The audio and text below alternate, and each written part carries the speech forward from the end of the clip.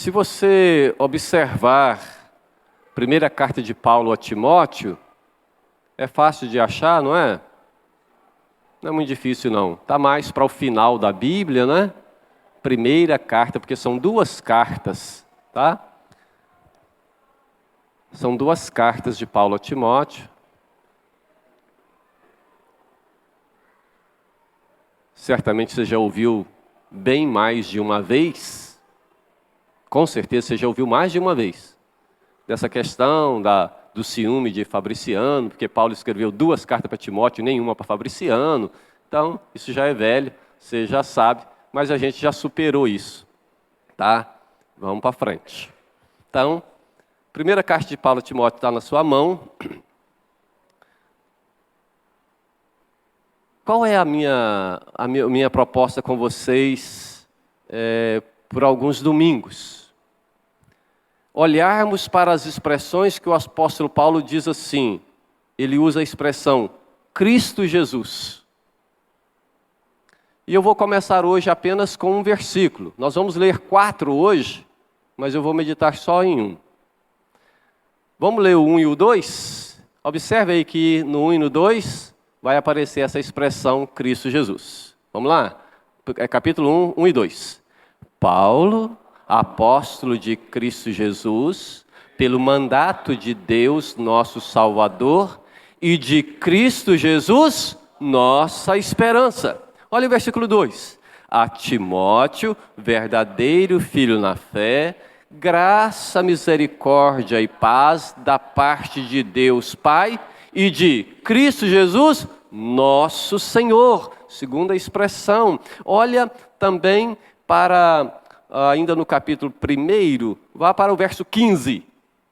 Fiel é a palavra e digna de toda aceitação, que Cristo Jesus veio ao mundo para salvar os pecadores, dos quais eu sou o principal. Então você já viu que Cristo Jesus é nossa esperança, que Cristo Jesus é nosso Senhor, e agora que Cristo Jesus é nosso Salvador. Mas aí, o último versículo é 2:5. Capítulo 2, verso 5. Na minha Bíblia eu nem preciso de virar a folha não, porque está aqui na mesma página. 2:5. Vamos lá? Porquanto há um só Deus e um só mediador entre Deus e os homens, Cristo Jesus, homem. Cristo Jesus, nosso mediador. Eu comecei estudando esses versos com o propósito de compartilhar todos os 4 com vocês. E decidi compartilhar só um hoje para vocês, tá? Para todos nós. Inicialmente, eu gostaria que, enquanto você está com a sua Bíblia aberta, de dizer para você que essa carta de Paulo, ela é conhecida como uma carta pastoral. Por que ela é uma carta pastoral? Tanto a primeira carta de Paulo a Timóteo, a segunda, e a carta a Tito, ela é chamada de carta pastoral. Por quê? Porque são cartas que não são endereçadas a nenhuma igreja, são endereçadas a pastores, no caso Timóteo e Tito. Então, por isso elas são chamadas de cartas pastorais ou epístolas pastorais.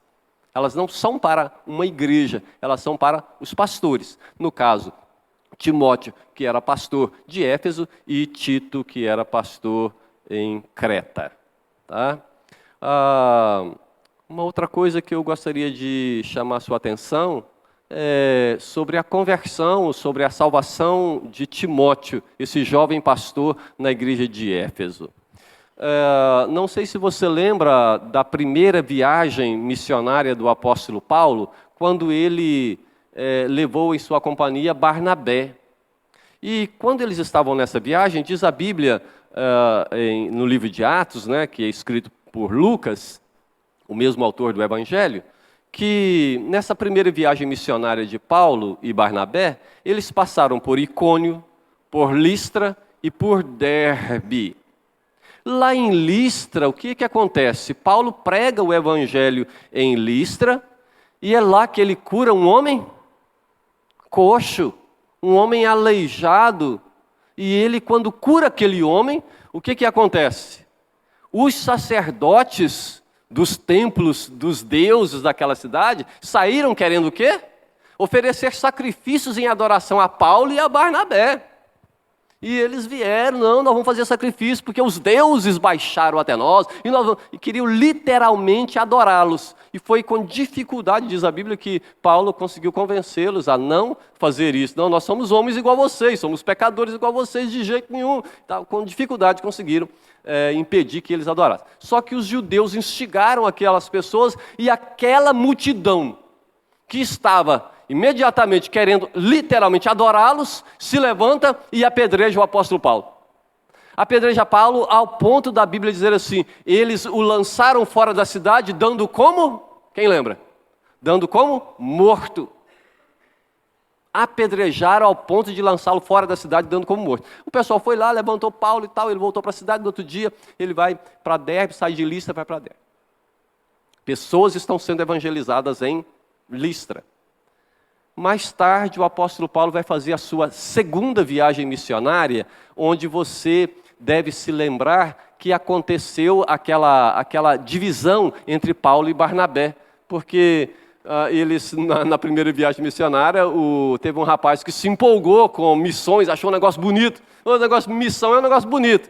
Chamava Marcos, que é o mesmo João Marcos. O João Marcos se empolgou com um negócio de missões e falou assim, não, eu vou também, esse negócio é legal. Aí ele foi, quando chegou no meio da estrada, ele viu que o negócio não era bem assim, não era passeio turístico, o negócio era missão e o negócio era difícil. Ele volta para casa, deu saudade da mamãe, voltou para casa e agora, quando ele vai sair para a segunda viagem missionária, o Barnabé fala, ô Paulo, nós já vamos viajar amanhã, né? Vamos e tal. Vamos chamar o João Marcos. Ele falou, não, senhor, João Marcos não vai com a gente, não.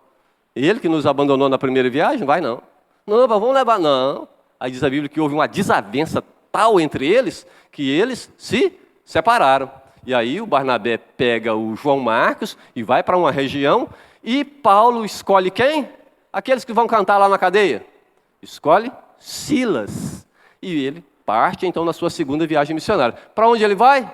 Parece que ele gosta de apanhar. Que ele já foi apedrejado até quase a morte em Listra. Aí diz a Bíblia assim, e ele vai passar onde? Em Icônio, em Derbe e em Listra. Não era tão próximo igual aqui, Ipatinga, Fabriciano e Timóteo, assim, tá? Segundo os estudiosos, era um pouco mais longe, talvez aí 18 quilômetros, algumas cidades chegavam a ficar 18 a 20 e poucos quilômetros uma da outra. E ele volta para Listra. Se você observar, e talvez não precise de você abrir a Bíblia, mas eu vou ler para você. Isso aqui é a segunda viagem missionária. Se você estiver anotando, está no Atos capítulo 16, versículo 1 fala assim, Paulo chegou também a Derbe e a Listra. Havia ali um discípulo chamado, quem que você imagina que é o nome dele? Um discípulo chamado Timóteo, filho de uma judia crente, mas de pai grego. Dele davam bom testemunho os irmãos em Listra e Icônio. E aí Paulo vai levar Timóteo com ele, e ele se torna um discípulo e também um jovem pastor, filho na fé do apóstolo Paulo. Paulo, na sua primeira viagem missionária, evangelizando, ali estava a Lloyd, ali estava a Eunice, a mãe, a avó de Timóteo, e Timóteo também entrega a vida a Jesus. Quando ele volta, aquele jovem de bom testemunho é levado pelo apóstolo Paulo. A conversão de Timóteo se dá na primeira viagem missionária de Paulo, lá em Listra. Se você olhar para o versículo 3 da sua Bíblia, que deve estar aberta ainda, se você estiver com a sua Bíblia aberta ainda, em 1 Timóteo capítulo 1, você vai perceber por que a gente sabe que Timóteo era pastor em Éfeso. Como é que diz o versículo 3? Quando eu estava de viagem, rumo da Macedônia, te roguei permanecesses ainda em Éfeso, para admoestares a certas pessoas, a fim de que não ensine outra doutrina. Então, Timóteo, pastor de Éfeso. Vamos voltar nossa atenção ao verso 1 de novo? Qual é a expressão que nós encontramos no verso 1? Paulo, apóstolo de Cristo Jesus, pelo mandato de Deus, nosso Salvador, e de Cristo Jesus, nossa esperança. Eu quero que você leve no seu coração nessa noite esta verdade. Quem é Cristo Jesus na Bíblia Sagrada e quem é Cristo Jesus na sua vida? Lembrando que mesmo que Cristo Jesus não seja a esperança da sua alma, não seja a esperança da sua vida, Ele continua sendo a esperança nas Escrituras. Tudo aquilo que Cristo Jesus, porventura, não seja no seu coração, não seja para você, não seja na sua vida, Ele não deixa de ser nas Escrituras. Mesmo não sendo na sua vida ou no seu coração, Ele continua sendo nas Escrituras. Então eu quero chamar sua atenção para este tema: Cristo Jesus na Escritura e na minha vida. Se você tem Jesus como seu Salvador, Ele é na Escritura e é na sua vida. Mas se você não tem Jesus, não crê em Jesus, não entregou a sua vida a Jesus como seu único e suficiente Salvador, Ele continua sendo nas Escrituras, só não é na sua vida. Mas nada vai mudar o que Ele é nas Escrituras Sagradas, como revelado por parte do Espírito Santo. Cristo Jesus, minha esperança. Existem muitas formas de esperança no mundo, meus irmãos, minhas irmãs. Por exemplo, esperança, quem pode me dar um exemplo aí? A gente tem esperança de que o governo seja melhor. Qual outro tipo de esperança que as pessoas normalmente têm? Todo mundo tem. Esperança de quê? Esperança de ganhar dinheiro, ficar rico. Tem gente que tem esperança até de ganhar na loteria sem jogar, né? Não sei como não. Tem gente que tem esperança de casar, não tem? Eu tenho esperança de casar ainda. Tem esperança. Tem gente que tem esperança do time dele não ser rebaixado, né? Quase sempre a esperança é frustrada. Gente que tem esperança do time ser campeão. Tá difícil, irmão. Tá? Nada contra. Mas, assim, tá difícil. Mas tem gente que ainda tem essa esperança, tá? Meu irmão fez questão de mandar o resultado do jogo de hoje. Não estava perguntando o resultado de jogo nenhum. Você sabe que a pessoa me manda essas coisas? Estou ocupado com outras coisas, olha o resultado aqui. Mas tá tudo bem. Quais são os outros tipos de esperança que as pessoas têm? Por exemplo, pessoas têm esperança de que o inferno não exista, pessoas que têm esperança de que Deus seja somente amor e não seja justiça, esperança que a salvação seja universal e automática. Jesus Cristo morreu na cruz para salvar todo mundo, então eu estou salvo, por quê? Esperança que a salvação seja pela morte também, tem muita gente que tem essa esperança. O que você precisa para ser salvo? Morrer. Todo mundo que morre vai para onde? Para o céu. Salvação pela morte. Se você nunca raciocinou assim, raciocine. Isso está impregnado na nossa sociedade. Tudo que você precisa fazer para ir para o céu é morrer. Salvação é pela morte. Infelizmente, não é verdade. Não é o que a Bíblia diz. Agora, Cristo Jesus é a nossa esperança. Não é essa esperança que pode falhar do governo, do time, de ganhar dinheiro, de ficar rico. Talvez tem gente que tem esperança até de ficar mais bonito. Pode ser. Não pode? Pode. Mas é a esperança que pode falhar. Agora, quando fala aqui, Cristo Jesus, nossa esperança, é uma esperança que se traduz em certeza, é uma esperança que se traduz em convicção, em garantia, absoluta certeza, não pode falhar. Nada, circunstância nenhuma, nem o tempo vai fazer isso mudar, porque Cristo Jesus é a esperança da minha vida, uma esperança que jamais falhará. O que disse o apóstolo Paulo quando escreveu aos Colossenses? Cristo em vós, a esperança da glória, lá em Colossenses capítulo 1, verso 27. Cristo em vós, a esperança da glória. Se você quer ter a esperança da glória celeste, você precisa ter Cristo Jesus como seu Salvador. Cristo em vós é a esperança da glória. Paulo escreve a sua carta aos Tessalonicenses e no capítulo 1 ele vai dizer assim: olha, eu sempre recordo de vós aí, os crentes da igreja de Tessalônica, com muita alegria. E eu recordo com alegria, tanto no capítulo 1, verso 2 e verso 3, ele fala assim, lembrando de quê? 3 coisas. Para quem está precisando preparar um sermão, já tem um sermão pronto lá. Tá? Lembrando de quê? Da operosidade da vossa fé, da abnegação do vosso amor e da firmeza da vossa esperança. Firmeza da vossa esperança em nosso Senhor Jesus Cristo. Cristo Jesus, minha esperança. Se Cristo Jesus for a sua esperança, meu irmão, minha irmã, essa esperança é firme, é uma esperança inabalável, é uma esperança que não se abala diante das adversidades, é uma esperança tão firme que jamais permitirá que você caia no desalento. Você sempre terá sua esperança renovada, porque Cristo Jesus, minha esperança. Cristo Jesus, nossa esperança. Você já tem Cristo Jesus no seu coração? Você já tem Cristo Jesus como sua esperança? Ah, Cristo Jesus, minha esperança, de que eu nunca estarei sozinho. Enquanto eu aqui peregrinar como forasteiro, como estrangeiro que eu sou, para usar um pouco das palavras do apóstolo Pedro na sua carta, quando ele diz, olha, eu exorto a vocês que são peregrinos e forasteiros, para que vocês se abstenham de toda sorte de pecado, se santifiquem. Vocês não são deste mundo. Então, aquela esperança que eu tenho, que se traduz em certeza de que eu jamais estarei sozinho enquanto estiver por aqui peregrinando em terra estranha. Porque o Senhor Jesus Cristo disse o quê? Eis que eu estou convosco. Quem vai me ajudar? Eis que estou convosco todos os dias, até a consumação dos séculos, lá em Mateus 28, 29. É neste mesmo capítulo 28, e logo no verso, um pouco antes, verso 18, que ele falou o quê? Um pouco de autoridade me foi dada.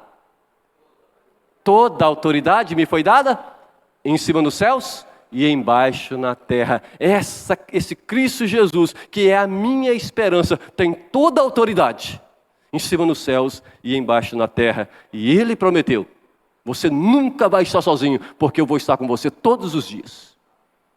Gente, é bom demais saber que Cristo Jesus, minha esperança, nunca me deixa sozinho. Ah, meus irmãos, Cristo Jesus, nossa esperança. Esperança do cuidado de Jesus para comigo, sabe por quê? Porque Ele, enquanto esteve aqui na terra, no seu ministério terreno, Ele foi misericordioso, Ele foi gracioso, Ele foi paciente, Ele foi perdoador, Ele providenciou pão e peixe para quem estava com fome, Ele providenciou perdão para quem precisava ser perdoado, Ele providenciou cura para quem precisava ser curado, Ele providenciou salvação para quem precisava ser salvo, Ele providenciou absolvição para pessoas que já estavam condenadas debaixo da sociedade ali para ser apedrejado. Esse Jesus, o que o escritor aos Hebreus fala para nós? Quem vai me ajudar aí? Jesus Cristo, ontem, hoje, é o mesmo e o será para sempre. Você sabe que está lá em Hebreus, no capítulo 13, verso 8. O nosso Cristo Jesus, que é nossa esperança, é o mesmo. Ele não mudou. Do jeito que Ele tratou as pessoas, do jeito que Ele tratou os pecadores e as pecadoras, do jeito que Ele tratou os homens e as mulheres, do jeito que Ele tratou as crianças, do jeito que Ele tratou as pessoas mais detestadas da sociedade. Ele é o mesmo Jesus que nos trata também ainda hoje. Eu tenho essa esperança de que serei cuidado, amado, perdoado, zelado por esse Cristo Jesus, que é o mesmo. Ah, meus irmãos, Jesus Cristo, Ele é poderoso para acalmar as nossas tempestades. Eu não sei quais são as tempestades que têm abatido sobre a sua vida.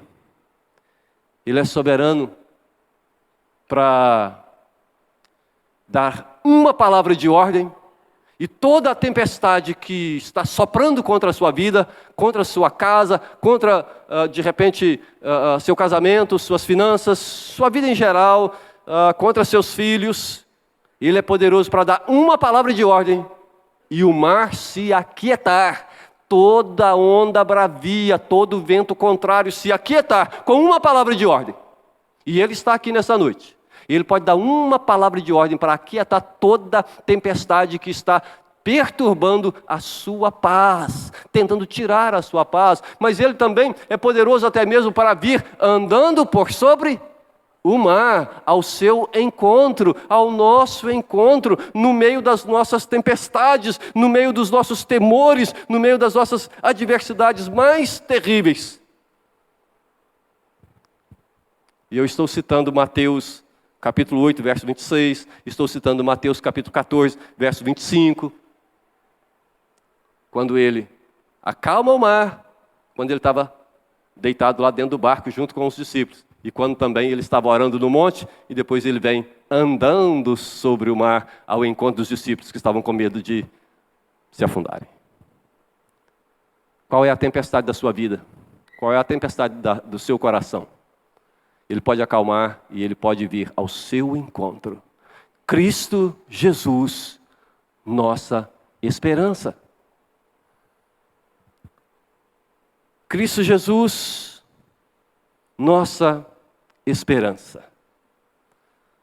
O apóstolo Pedro vai escrever na sua primeira carta, capítulo 1, verso 3, e ele vai dizer assim: Bendito Deus e Pai de nosso Senhor Jesus Cristo, que segundo sua muita misericórdia, nos regenerou para uma viva esperança, mediante a ressurreição de Jesus Cristo dentre os mortos. Você já imaginou o que é isso?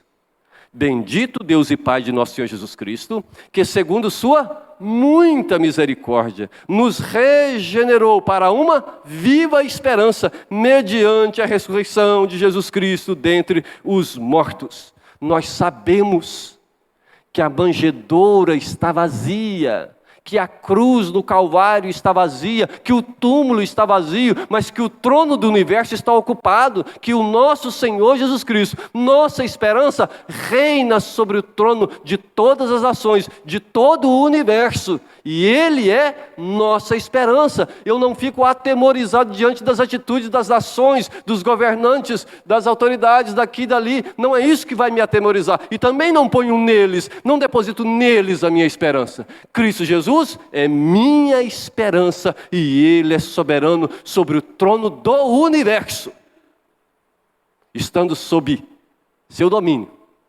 tanto anjos e arcanjos e serafins, quanto os demônios e toda a hoste maligna. Também os homens revestidos de autoridade nessa terra. Ah, meus irmãos, o que diz o verso primeiro? Está decorado aí? Cristo Jesus, nossa esperança. Eu gostaria que você falasse isso aí para você.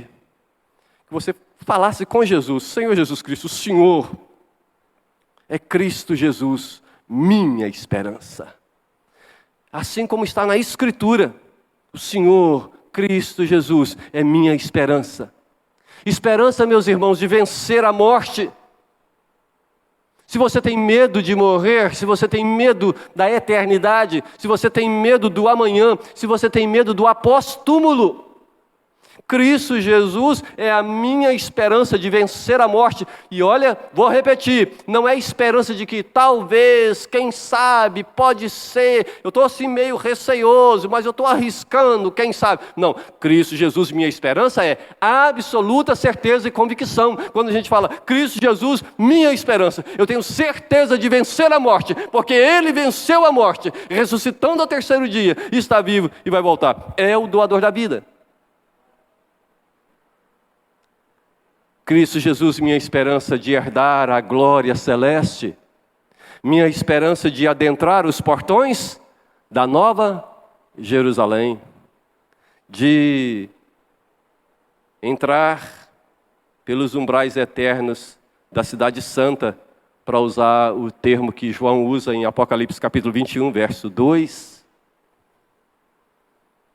Para lembrar das palavras do nosso Senhor Jesus Cristo, lá em Mateus capítulo 8, verso 11, podemos dizer que Cristo Jesus é a nossa esperança de assentarmos à mesa com quem? Imagina você adentrando o portão da mansão celestial, andando pelas ruas de ouro, e assentando à mesa com quem? Com Abraão, Isaque e Jacó no reino dos céus. Todo aquele que tem Cristo Jesus como sua esperança, essa é a certeza que ele tem. Sabe para onde eu estou indo? Estou me preparando para o banquete na glória eterna, na mesa, junto com Abraão, Isaque e Jacó, no reino dos céus. Mateus 8:11. É a minha esperança de andar por essas ruas de ouro. Habitar para sempre. Vamos lembrar das palavras lá do escritor aos Hebreus? Morar para sempre naquela cidade cujo arquiteto e edificador. Pensa, eu não sei o que estava na cabeça do escritor aos Hebreus, mas ele diz, a cidade que, quem é o arquiteto e o edificador? Ele diz assim, o arquiteto e o edificador é o próprio Deus. Está lá em Hebreus 11:10. Você gostaria de morar nessa cidade? Habitar para sempre nessa cidade? Olha, Cristo Jesus, minha esperança de que eu vou morar na cidade. Olha, tadinho de Oscar Niemeyer. Tadinho de Niemeyer. Porque sabe onde eu vou morar? Eu vou morar na cidade cujo arquiteto, mas não é só o arquiteto, ele é o edificador, é o próprio Deus. Todo aquele que tem Cristo Jesus como seu Salvador, esta é a sua esperança em Hebreus 11:10. Jesus Cristo, minha esperança de perdão, de vida eterna, de salvação. 2 de Pedro 3,13 fala assim, nós, porém, segundo a sua promessa, esperamos novos céus. Quem lembra? Vamos lá? Nós, porém, segundo a sua promessa, esperamos novos céus e nova terra, nos quais habita a justiça. E é por isso que nós olhamos, Cristo Jesus é a minha esperança, Cristo Jesus é a nossa esperança, é a esperança de viver eternamente, onde Deus vai fazer o quê? Enxugar dos nossos olhos toda lágrima. Não quer dizer necessariamente que você esteja vertendo lágrimas literalmente, mas tem algo que está fazendo a sua alma chorar. Tem algo fazendo o seu coração sangrar. Ele vai enxugar dos nossos olhos toda lágrima. A morte, o que diz a Bíblia lá em Apocalipse 21, verso 4? A morte já não existirá. Já não haverá luto, nem pranto, nem dor, porque as primeiras coisas já passaram. Lembra do texto que foi lido na abertura do culto hoje? Exatamente, Apocalipse capítulo 21. Ah, meus irmãos, Cristo Jesus, nossa esperança. Nós vamos orar para encerrar. Nós vamos entoar um hino e orar. Mas antes eu quero ler um verso. Eu quero pedir para o Nicodemos já para que possa estar aqui conosco. Vai nos conduzir no hino. Acho que eu mandei para os meninos aí. Está lá na mão já. Mas é muito conhecido, um cântico antigo. Mas eu quero te falar o seguinte, o Espírito Santo de Deus nessa noite, ele pode encher o tanque da sua vida de esperança. Você já andou com um tanque vazio, irmão? Já viajou com um tanque vazio? Já passou aperto, igual o pastor colega meu outro dia falou, que foi viajar e falou assim, a gasolina está meio cara, eu vou deixar para abastecer mais na frente, só que ele estava indo para o lado do Nordeste. Para o lado do Nordeste, você não faz isso não, irmão. Não faz essa loucura não, porque lá você vai viajar assim, horas, sem nada, nem uma casa, nem nada.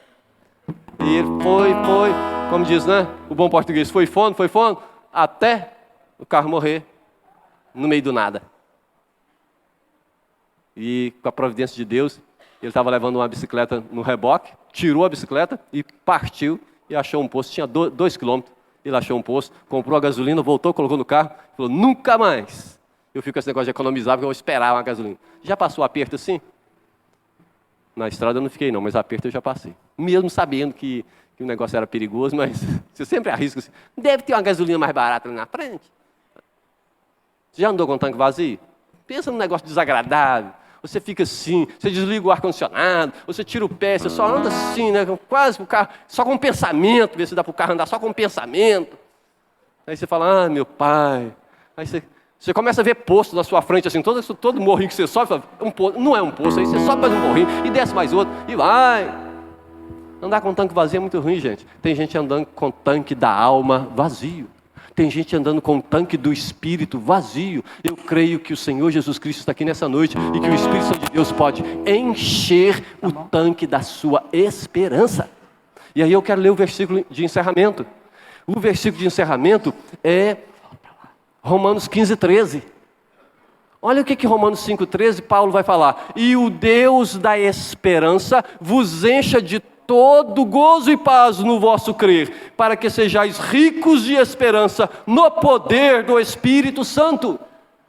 Gente, e o Deus da esperança, imagina, quem é que vai encher o tanque da nossa alma? O Deus da esperança vos encha de todo gozo e paz no vosso crer, para que sejais ricos de esperança no poder do Espírito Santo. Eu quero sair daqui nessa noite rico, com um tanque renovado, cheio, transbordando de esperança em Cristo Jesus, no Espírito Santo.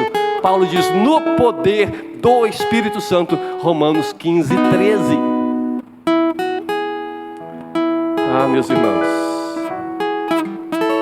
Cristo Jesus, nossa esperança de um lindo céu. Nós vamos adorar o nosso Deus, lindo céu.